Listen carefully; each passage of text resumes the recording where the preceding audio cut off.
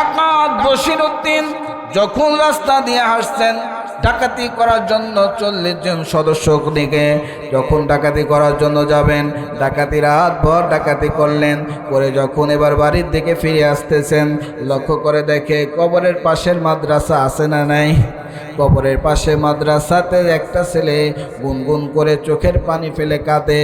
এইবার ডাকাত বশিরউদ্দিন কবরে চলে গেলেন, ডাক দিয়ে বলেন, ও বাসাদন, ও ছোট্ট সন্তান, কেন তুমি কাঁদো?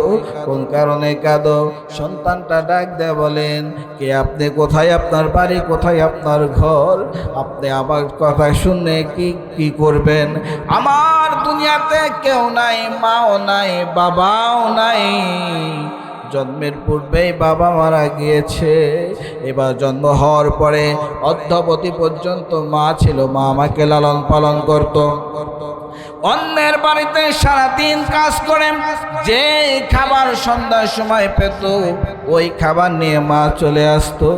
আসার পরে মা এবং সন্তান ওই খাবারটা ভাগ করে খাইতাম। আজকে আমার মা অসুস্থ হওয়ার কারণে মা পৃথিবীর জমিন থেকে চলে গেল। আমাকে খাবার দেওয়ার মতো কেউ নাই।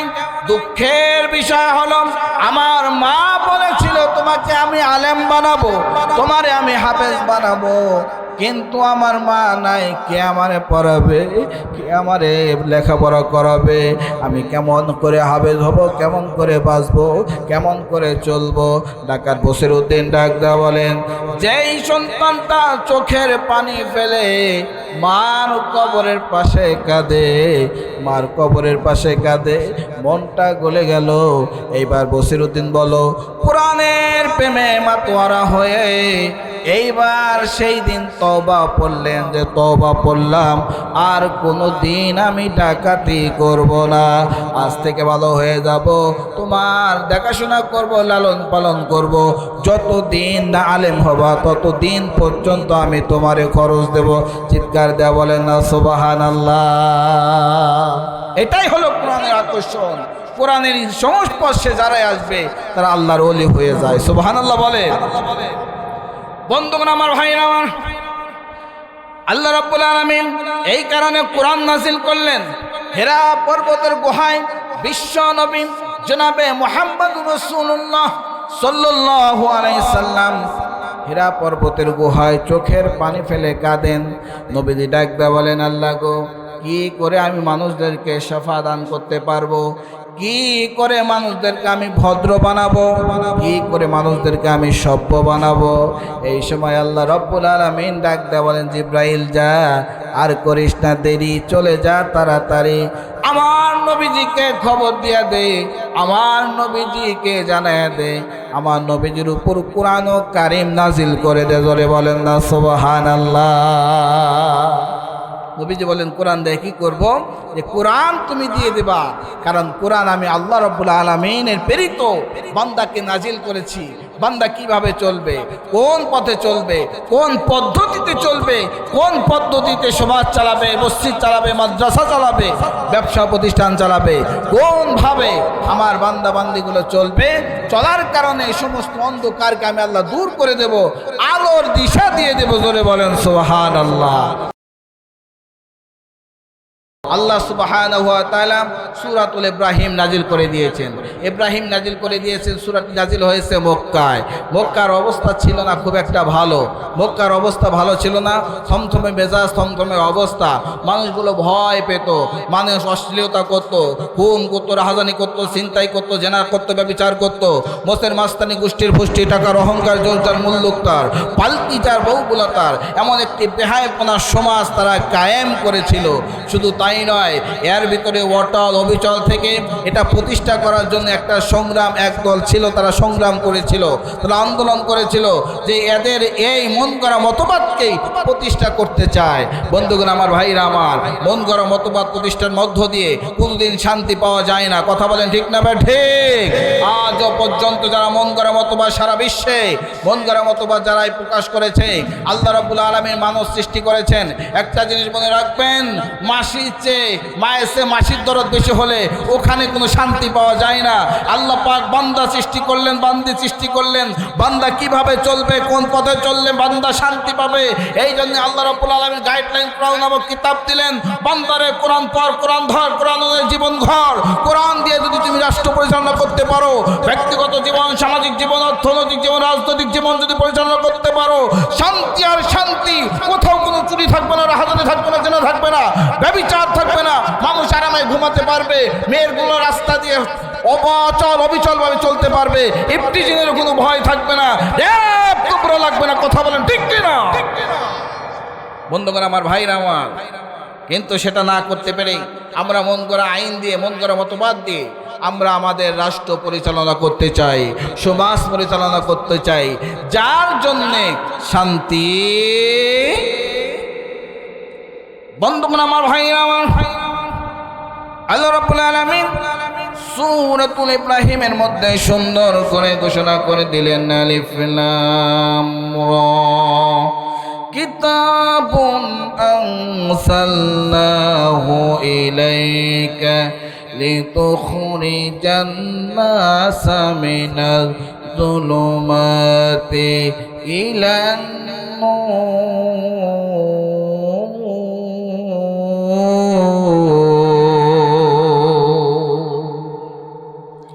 আল্লাহ রাব্বুল আলামিন বিশ্ব নবীজি জনাবে মুহাম্মদুর রাসূলুল্লাহ সাল্লাল্লাহু আলাইহি ওয়াসাল্লাম হিলফুল ফুজুল গঠন করলেন সমাজ মক্কার লোকেদেরকে সুন্দর পরিবেশ করার জন্যে, মক্কার লোকদেরকে সুন্দর পরিবেশ করার জন্যে, নারী নির্যাতন, ইফতিজিন, চুরি, রাহাজানি, ছিনতাই, জেনা, ব্যভিচার বন্ধ করে দেওয়ার জন্যে। মক্কার লোকেরা ছিল শিক্ষিত, তারা ছিলেন মার্জিত। ওই সময় বিশিষ্ট ভদ্রলোক ছিল। ইয়ামিন, সিরিয়া, আবিসিনিয়া থেকে শুরু করে মদিনার লোকেরা মক্কাতে আসতো, ব্যবসা বাণিজ্য করার জন্য আসতো। মক্কাকে আরব ভূমির একটা কেন্দ্রবিন্দু দ্বারা মনে করেছিল। বন্ধুরা আমার, ভাইরা আমার, ওই সময় আরবের নেতাগুলি তারা এমন একটি রাষ্ট্র কায়েম করতে চেয়েছিল, যেই রাষ্ট্রে কোরআনের বিধান থাকবে না, যেই রাষ্ট্রে আল্লাহর বিধান চলবে না, যেই রাষ্ট্রে তাদের মন গড়া মতবাদ চলবে, যেই রাষ্ট্রে তাদের ব্যক্তিগত সামাজিক রাষ্ট্র জীবন পরিচালনা করবে, মন গড়া মতবাদ অনুযায়ী চলবে। সেখানে চলবে ইফতিজিন, সেখানে চলবে জেনা, সেখানে চলবে ব্যভিচার। মেয়েদেরকে ভোগের পাত্র মনে করেছিল, হাতে ধরে সন্তানকে নিয়ে মঞ্চে ড্যান্স করাতো, তাদেরকে পণ্য মনে করেছিল।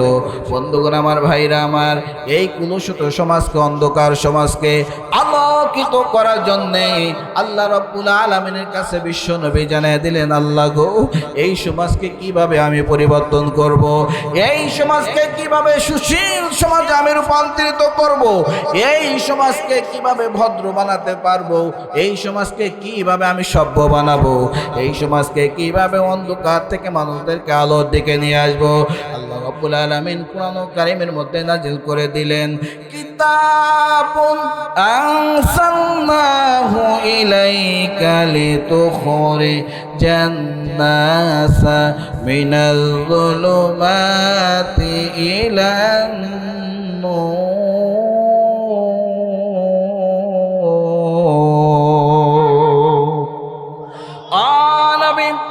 এই কিতাব আনসালনাহু আমি আপনার উপর নাজিল করেছি, লাইক আপনার উপর নাজিল করেছি, লিতুখরিজান নাস আমি মানুষদেরকে অন্ধকার থেকে আলোর দিকে নিয়ে আসবো।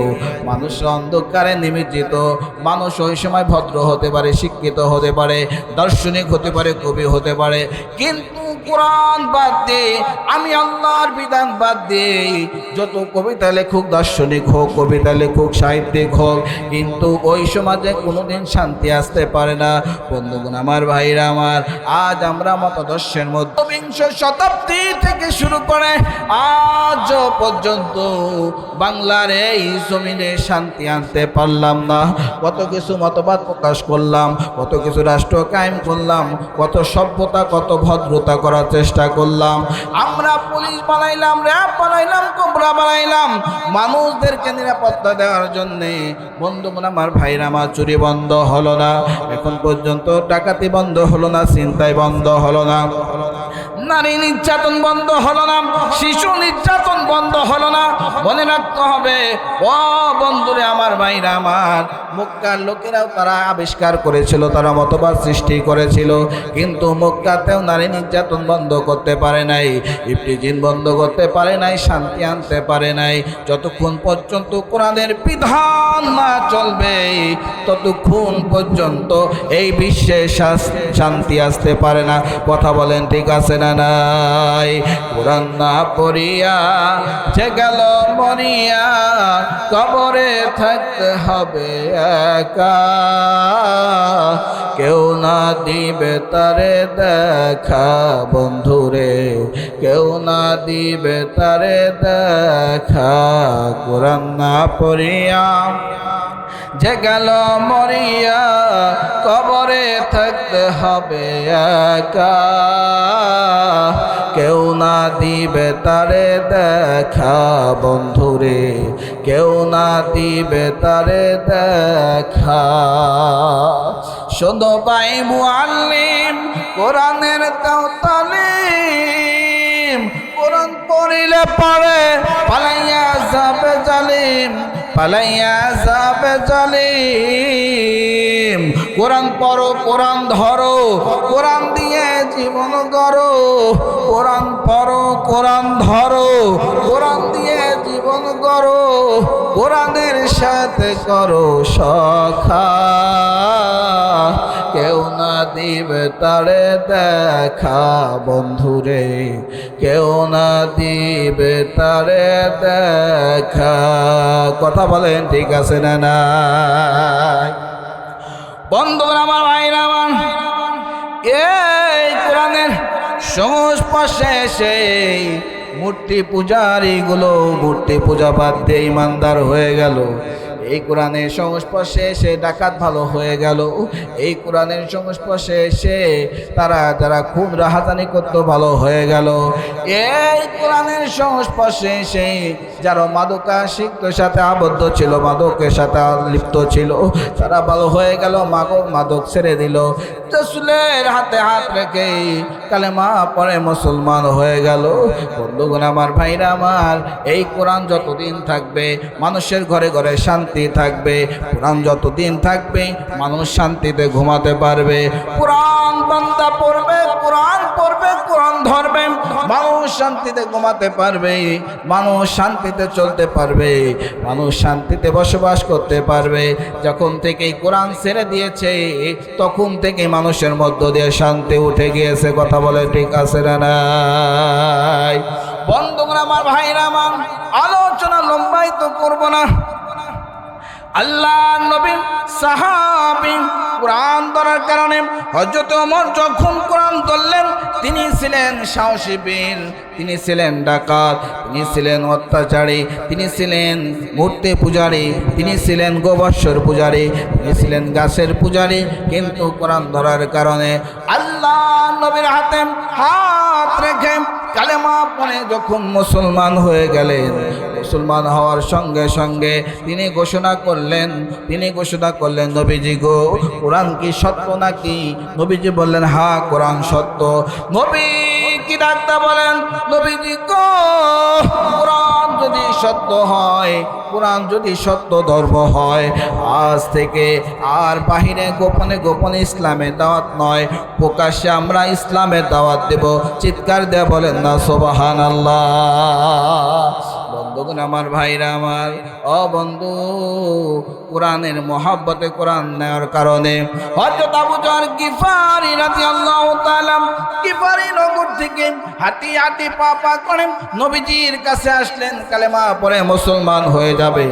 আল্লাহ নবী কোরআন প্রেমিকরা আবু যর গিফারি রাদিয়াল্লাহু তাআলা আনহু হাঁটি হাঁটি পা পা করে যখন মক্কাতে চলে আসলেন, নবীজির হাতে হাত রেখে কালেমা পড়ে মুসলমান হবেন। বন্ধুরে, মক্কার থমথমে বাপ, কোথাও কোনো মানুষের সারা শব্দ নাই, 144 দ্বারা জারি, রাসূলের সাথে কাউকে দেখা করতে দেওয়া হয় না। আবু জাহেল মক্কার হাতিমে ঘোষণা করলেন, ও মক্কারবাসী, ও আবিসিনিয়ারবাসী, ও সিনিয়রবাসীরা শুনে রাখো, তোমরা ব্যবসা করবা, বাণিজ্য করবা, এখানে ঘোরাফেরা করবা, অসুবিধা নাই, তবে মনে রাখতে হবে কিন্তু মুহাম্মদ সাল্লাল্লাহু আলাইহি সাল্লামের কোরআন শোনা যাবে না, মুহাম্মদ সাল্লাল্লাহু আলাইহি সাল্লামের কাছে যাওয়া যাবে না। কোরআন কারীমের মধ্যে কোট করে আল্লাহ রাব্বুল আলামিন বলেন, ওয়াকালাল্লাযীনা কাফারু লা তাসমাউ লিহাযাল কুরআনা ওয়ালগাউ ফীহি লাআল্লাকুম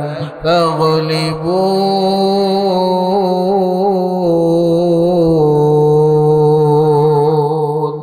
আবু জাহেল ডাকতে বলেন, ওয়াকালাল্লাযীনা কাফারু, ও কাফেররা যারা অস্বীকার করলো, আল্লাহ রাব্বুল আলামিন তাদের কথাটা কোট করে দিলেন।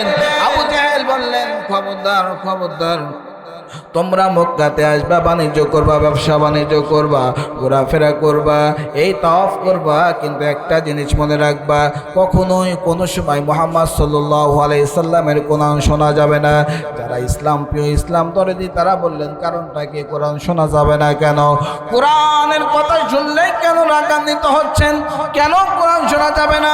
মুহাম্মদ সাল্লাল্লাহু আলাইহি সাল্লাম সত্য কথা বলেন, সত্য নবী, তাহলে তার কথা কেন শোনা যাবে না?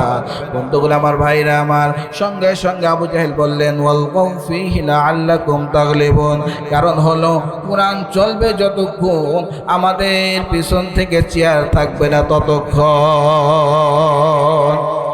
মস্ত বড় নেতা তুমি, ক্ষমতা প্রচুর, লোকে তোমায় দেখে বলে হুজুর হুজুর, ওই লোকগুলো একদিন তোমায়, ওই লোকগুলো একদিন তোমায় হুজুর কইবে না,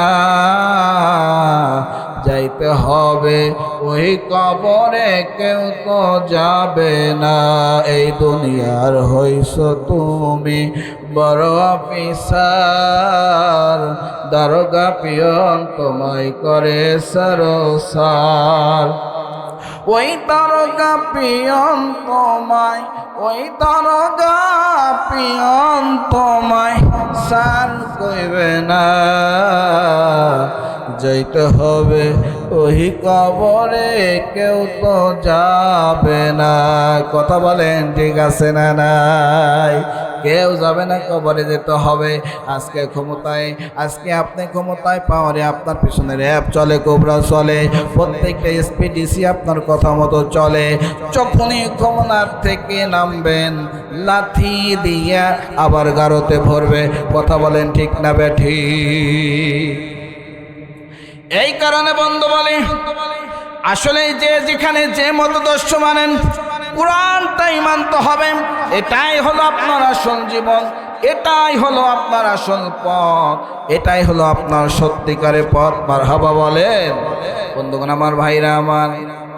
এইবার একটা ডাকাত যখন রাস্তা দিয়ে হাঁটছেন ডাকাতি করার জন্যে, ডাকাত বশিরউদ্দিন যখন রাস্তা দিয়ে হাঁটছেন ডাকাতি করার জন্য 40 জন সদস্য নিয়ে যখন ডাকাতি করার জন্য যাবেন, ডাকাতি রাত ভর ডাকাতি করলেন, করে যখন এবার বাড়ির দিকে ফিরে আসতেছেন, লক্ষ্য করে দেখে কবরের পাশের মাদ্রাসা আছে না নাই? কবরের পাশে মাদ্রাসাতে একটা ছেলে গুনগুন করে চোখের পানি ফেলে কাঁদে। এইবার ডাকাত বশিরউদ্দিন কবরে চলে গেলেন, ডাক দিয়ে বলেন, ও বাসাদন, ও ছোট্ট সন্তান, কেন তুমি কাঁদো? কোন কারণে কাঁদো? সন্তানটা ডাক দেয়া বলেন, কে আপনি? কোথায় আপনার বাড়ি? কোথায় আপনার ঘর? আপনি আমার কথা শুনে কি করবেন? আমার দুনিয়াতে কেউ নাই, মাও নাই, বাবাও নাই, জন্মের পূর্বেই বাবা মারা গিয়েছে। এবার জন্ম হওয়ার পরে অদ্যাবধি পর্যন্ত মা ছিল, মা আমাকে লালন পালন করত।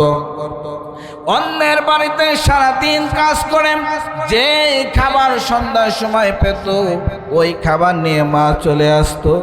আসার পরে মা এবং সন্তান ওই খাবারটা ভাগ করে খাইতাম। আজকে আমার মা অসুস্থ হওয়ার কারণে মা পৃথিবীর জমিন থেকে চলে গেল। আমাকে খাবার দেওয়ার মতো কেউ নাই। দুঃখের বিষয় হলো আমার মা বলেছিল তোমাকে আমি আলেম বানাবো, তোমারে আমি হাফেজ বানাবো, কিন্তু আমার মা নাই। কে আমারে পড়াবে, কে আমারে লেখাপড়া করাবে? আমি কেমন করে হাফেজ হব, কেমন করে বাঁচবো, কেমন করে চলবো? ডাকাত বসিরউদ্দিন ডাক দেয়া বলেন, যেই সন্তানটা চোখের পানি ফেলে মার কবরের পাশে কাঁদে, মার কবরের পাশে কাঁদে, মনটা গলে গেল। এইবার বসিরউদ্দিন বলো, কোরআনের প্রেমে মাতোয়ারা হয়ে এইবার সেই দিন তওবা পড়লেন যে তওবা পড়লাম, আর কোনো দিন আমি ডাকাতি করব না, আজ থেকে ভালো হয়ে যাব, তোমার দেখাশোনা করব, লালন পালন করব, যতদিন না আলেম হবা ততদিন পর্যন্ত আমি তোমারে খরচ দেব। চিৎকার দেয়া বলেন না সুবহানাল্লাহ। এটাই হলো কোরআনের আকর্ষণ। কোরআনের সংস্পর্শে যারাই আসবে তারা আল্লাহর ওলি হয়ে যায়। সুবহানাল্লাহ বলে। বন্ধুগণ আমার, ভাইরা আমার, আল্লাহ রাব্বুল আলামিন এই কারণে কোরআন নাযিল করলেন। হেরা পর্বতের গুহায় বিশ্ব নবী জনাবে মুহাম্মদুর রাসূলুল্লাহ সাল্লাল্লাহু আলাইহি সাল্লাম হেরা পর্বতের গুহায় চোখের পানি ফেলে কাঁদেন। নবীজি ডাক দেয়া বলেন, আল্লাহ গো, কি করে আমি মানুষদেরকে শাফা দান করতে পারবো? কি করে মানুষদেরকে আমি ভদ্র বানাবো? কি করে মানুষদেরকে আমি সভ্য বানাবো? এই সময় আল্লাহ রব্বুল আলামিন ডাক দেয়া বলেন, জিব্রাইল যা, আর করিস না দেরি, চলে যা তাড়াতাড়ি, আমার নবীজিকে খবর দিয়া দে, আমার নবীজিকে জানায় দে, আমার নবীজির উপর কোরআন ও কারিম নাজিল করে দে। জোরে বলেন না সুবহানাল্লাহ। নবীজি বলেন, কোরআন দিয়ে কি করব? যে কোরআন তুমি দিয়ে দেবা, কারণ কোরআন আমি আল্লাহ রাব্বুল আলামিনের প্রেরিত বান্দাকে নাজিল করেছি। বান্দা কিভাবে চলবে, কোন পথে চলবে, কোন পদ্ধতিতে চলবে, কোন পদ্ধতিতে সমাজ চালাবে, মসজিদ চালাবে, মাদ্রাসা চালাবে, ব্যবসা প্রতিষ্ঠান চালাবে, কোনভাবে আমার বান্দা বান্দিগুলো চলবে, চলার কারণে এই সমস্ত অন্ধকারকে আমি আল্লাহ দূর করে দেব, আলোর দিশা দিয়ে দেব। জোরে বলেন সুবহানাল্লাহ। বন্ধুগণ আমার, ভাইরা আমার, আমরা কোরআন ছেড়ে দিয়েছি, বর্তমান ডিজিটাল জামানাকে আঁকড়ে ধরেছি, যার কারণে আমাদের যুবকদের হাতে বালা কানে দুল, আমাদের গলায় মালা, সেরা প্যান্ট পরে রাস্তা দিয়ে হাঁটে, আর কানের মধ্যে ইয়ারফোন নিয়ে ডিস ডিস ডিস ডিস গান গায়, আর আমার যুবকরা সুন্দরভাবে চলে যায়। আমার যুবকদের মধ্যে সুন্নত নাই, আমার যুবকদের মধ্যে নামাজ নাই, রোজা নাই, হজ নাই, সভ্য নাই, ভদ্রতা নাই। আজকে কোরআন ছেড়ে দেওয়ার কারণে দিন যত যাচ্ছে, ডিজিটাল জামানা আঁকড়ে ধরার কারণে অভদ্র বেয়াদব বেশি হচ্ছে। কথা বলেন ঠিক না ঠিক? বন্ধুগণ আমার, ভাইরা আমার, আপনারা একসময় যুবক ছিলেন, আপনারা বয় মুরব্বীদেরকে দেখলে কিভাবে সম্মান করতেন। বর্তমান যুবকেরা আপনারা দেখলে বিড়ি সিগারেট আরো বেশি টানে। কথা কান ঠিক না ঠিক? ধুমা আরো জোরে সারে। মুরব্বীরা এখানে আছে কেন? মুরব্বীরা সরে যায়, এই জন্য ধুমা আরো স্পিড বাড়ে, মনে হয় ভাটা চালাইছে। কথা বলেন ঠিক না ঠিক? বন্ধুগণ আমার, ভাইরা আমার, এটাই হলো আমাদের ডিজিটাল জমানার এই যুবকেরা। আপনি রাত যত গভীর হবে মানুষ তত ঘুমাতে যায়, আর আমাদের যুবকেরা রাত যত গভীর হয়, যেখানে মানুষ পেশাব করার জন্য যায়, ওই জায়গায় আমার যুবকেরা ফ্রি ফায়ার গেমস খেলে।